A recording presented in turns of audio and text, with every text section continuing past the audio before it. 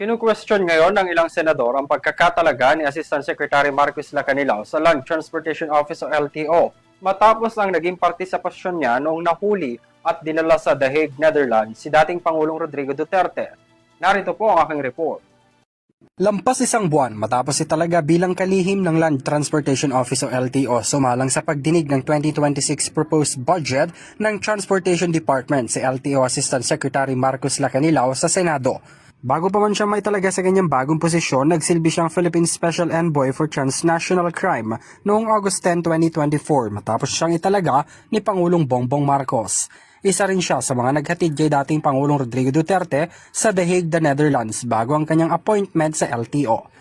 Hindi tuloy na iwasan ng kaalyado ng dating Pangulo na si Senator Rodante Marcoleta na magtanong kung reward nga ba ang pagkakatalaga nito sa bagong posisyon. Nang dahil ba kayo po ay inihatid nyo ang Pangulong Duterte sa The Hague, ito po bang kabayaran, Mr. President?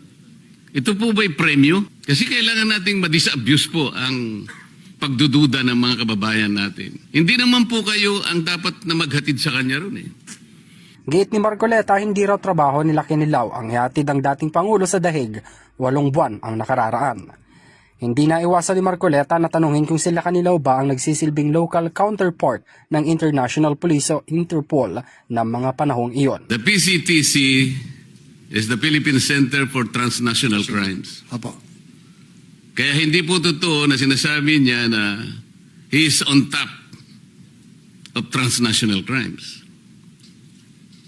Kayo po ay special envoy, but the local counterpart of the Interpol is the PCTC. It should have been the executive director of the PCTC who should have accompanied the former president, even if we assume that that was regular.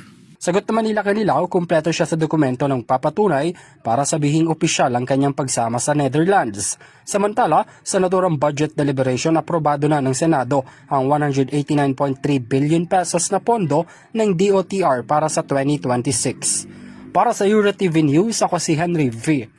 Nicolas, sumasaludo sa bawat Pilipino.